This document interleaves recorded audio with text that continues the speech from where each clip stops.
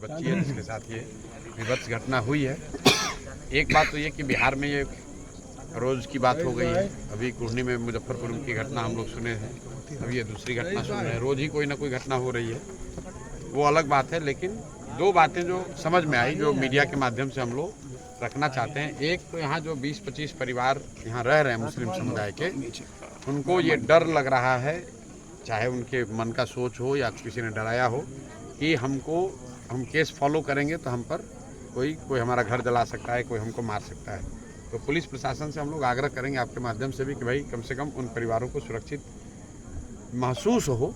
सुरक्षित तो अभी हैं, लेकिन अगर सुरक्षित महसूस नहीं कर रहे हैं तो पुलिस प्रशासन को आश्वासन देना चाहिए। दूसरी बात जो बताया कि उस परिवार को कुछ कॉम्पनसेशन, कुछ राहत राशि मिलनी चाहिए। अब आप देख रहे हैं कि परिवार की हालत ये है कि इतने गरीब और लोग पढ़े लिखे नहीं हैं, उनको ये भी नहीं पता है कि कॉम्पनसेशन क्या होता है, किसको मिलना चाहिए। ये तो हालात है। तो कल हम लोग कोशिश करेंगे अपनी तरफ से कि जिला प्रशासन से बात करें कि इस घटना में इनको क्या राहत मिल सकती है। कानूनन जो राहत मिल सकती होगी पैसे रुपए से, वो राहत दिलाने का प्रयास करेंगे। लेकिन ये स्थिति बिहार की दिखाती है। देखिए 20-25 परिवार है और मैंने आपके सामने पूछा कि पुरुष कहाँ है, तो 20 परिवार में से कोई पुरुष नहीं है। सारे बच्ची का जो पिता है वो भी कहीं बाहर बॉम्बे में मजदूरी करने गया है। ये जो हम लोग बात कर रहे हैं, बिहार में हर घर से गांव का गांव खाली हो गया है। महिलाएं रह गई हैं, बच्चियां रह गई हैं, बूढ़े लोग रह गए हैं। और इस तरह की जब घटना होती है तो परिवार इतना असहाय फील करता है कि वो चाह के भी कुछ नहीं कर सकते। न उनको जानकारी है, न उनको कोई मदद करने वाला है। विभत्स स्थिति है, हम कुछ ज़्यादा कह नहीं सकते हैं इसमें, लेकिन अपने से जो हो सकेगा इतना ही हो सकता है कि प्रशासन को कल एक बार बात करने की कोशिश की जाएगी कि भाई यहाँ पर कुछ सुरक्षा की व्यवस्था कर दीजिए ताकि ये परिवार वाले डरे नहीं। और दूसरा, उस बच्ची के परिवार को कुछ राहत, सरकारी अनुदान जो भी मिल सकता है वो दिया जाए।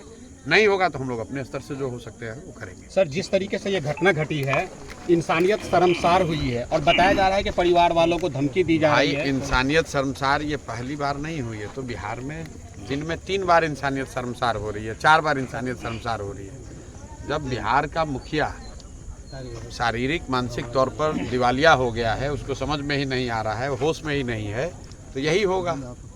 आप कितनी बड़ी बड़ी घटनाएं होती हैं, कहीं पर भी देखिए, न नीतीश कुमार का कोई बयान है, न कोई उनका न कोई कार्रवाई है। अभी मैं पीछे आपने मेरे से पूछा कि कई एसपीओ का तबादला हुआ है, तो मेरा सवाल यही है कि भाई तबादला होना कोई न्यूज़ नहीं है। न्यूज़ ये होना चाहिए कि तबादला किसने किया है, क्योंकि नीतीश कुमार तो तबादला करने की स्थिति में है नहीं।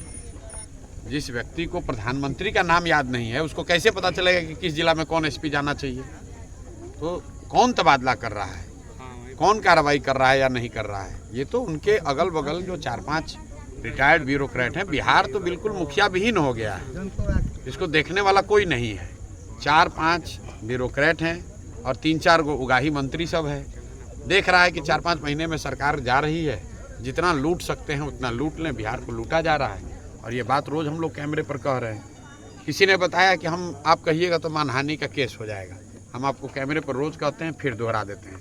नीतीश कुमार मानसिक तौर पर स्वस्थ नहीं है, वो मुख्यमंत्री के पद पर रहने की स्थिति में नहीं है। अगर इससे बड़ा कोई मानहानि हो नहीं सकता है, उनको लगता है कि हम गलत बोल रहे हैं तो हमको कोर्ट में जाकर केस कर दें कि नीतीश कुमार को ये मानसिक रूप से बीमार बता रहा है प्रशांत किशोर, और हम मानसिक रूप से स्वस्थ हैं। क्यों नहीं कर रहे हैं मानहानि का केस, क्यों नहीं कर रहे हैं? इसलिए नहीं कर रहे हैं कि नीतीश कुमार, सबको पता है कि नीतीश कुमार मानसिक तौर पर स्वस्थ नहीं है। और जब कोई व्यक्ति राज्य का मुखिया मानसिक तौर पर स्वस्थ नहीं होगा तो राज्य की बदहाली तो होगी ही होगी। तो आपको लगता है सर उनको चुनाव से पहले इस्तीफा दे देनी चाहिए? भाई उनको कई महीना पहले इस्तीफा दे देना चाहिए था। इस्तीफा तो उनको उसी दिन दे देना चाहिए था जब बिहार की जनता ने 42 विधायक जिताया था। लेकिन राजनीति को अगर अलग भी हटा दें, जब आप शारीरिक मानसिक तौर पर स्वस्थ नहीं हैं, अपनी चिंता नहीं कर सकते हैं, अपना नाम याद नहीं है, अपने मंत्रिपरिषद के साथियों का नाम नहीं याद है, कुछ काम नहीं कर पा रहे हैं, तो उस पद पे बैठने का क्या फ़ायदा है? पद को छोड़िए, जाकर इलाज कराइए, सरकार के खर्चे पे ही कराइए, लेकिन इलाज कराइए। भाई बिहार के सामान्य परिवार का कोई बच्चा अगर सिपाही भी बनना चाहता है, उसको दौड़ में हिस्सा लेना पड़ता है, उसका मेडिकल होता है, उसकी फिजिकल फिटनेस की जाँच होती है। ऐसा कैसे है कि 13 करोड़ लोगों का मुखिया और वो आदमी मानसिक शारीरिक तौर पर अस्वस्थ है और उसको हमने मुखिया मान कर रखा है, बना कर रखा है।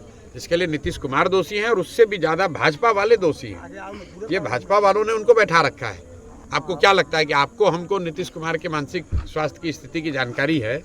मोदी और अमित शाह को इसकी जानकारी नहीं है। उनको पता है कि इनकी क्या हालत है, फिर भी बैठाए हुए हैं। किसी तरह बिहार की जनता को मूर्ख बनाकर वोट लेना चाहते हैं।